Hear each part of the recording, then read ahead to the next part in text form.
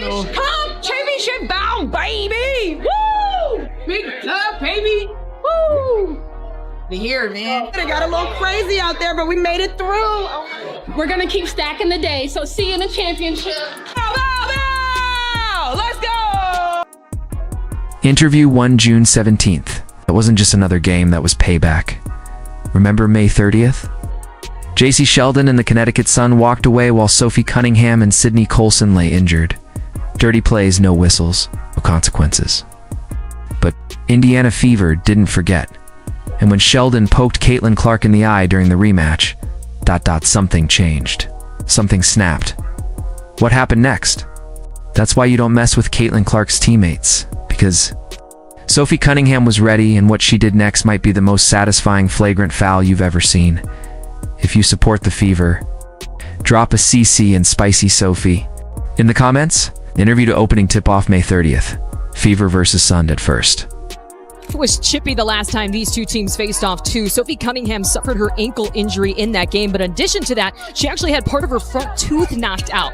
She made contact with Jacy Sheldon as Caitlin Clark knocks down the triple.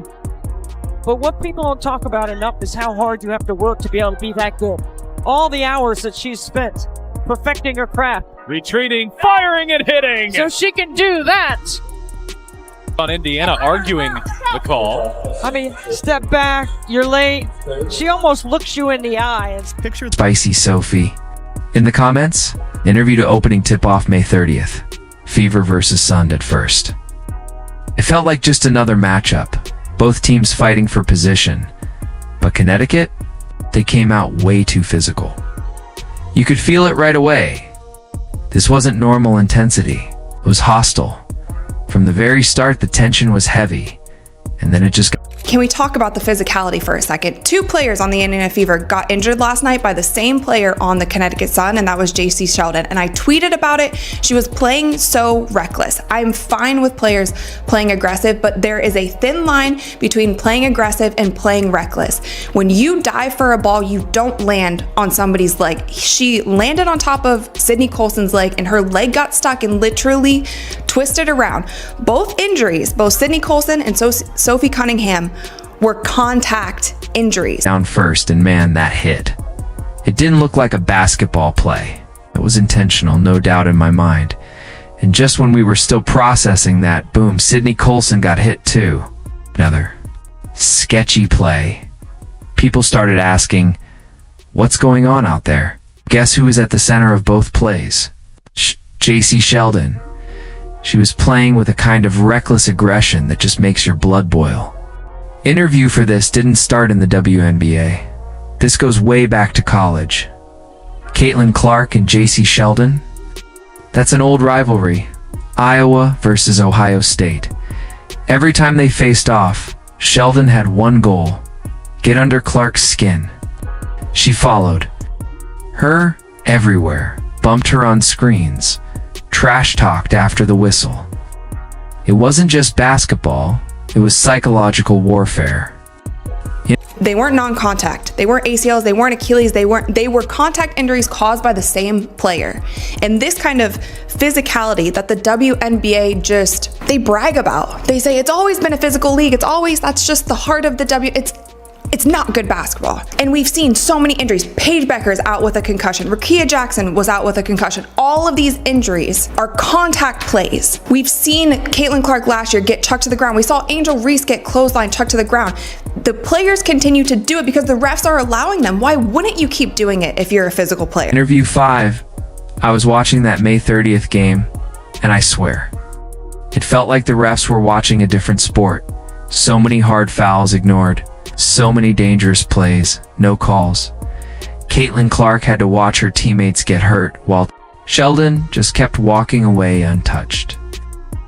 That's not just bad officiating, that's negligence. Indiana Fever lost by just 2 points that night, 85-83. But what they really lost? 2 key players. Injuries that could have been prevented.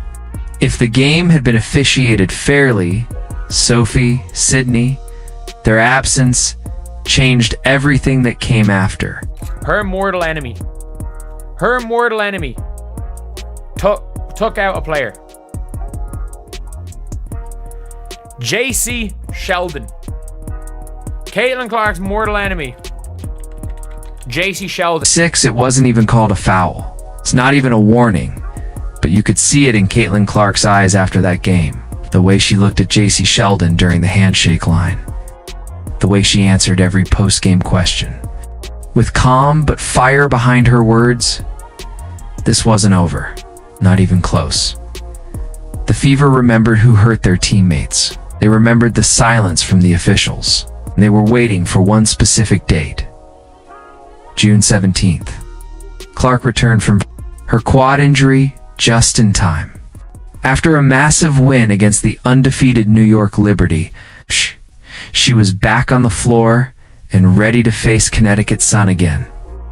This was her second game back after 3 weeks out, and from the way she walked onto the court, from the stare she gave the Sun players during warm-ups, you could tell she hadn't forgotten a single thing. This is a reckless play. This is reckless. It is dangerous. And this angle makes it look even worse. It is dangerous. Like, Sid Colson is between her and the ball. Sid Colson is in fact between Jacy Sheldon and the ball, and she dives through her knee. It wasn't even called as a foul. It wasn't even called as a foul.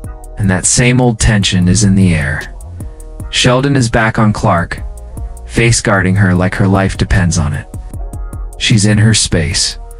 Every possession, every screen, every cut. She's bumping, shadowing, trash talking, doing everything she can to throw Clark off.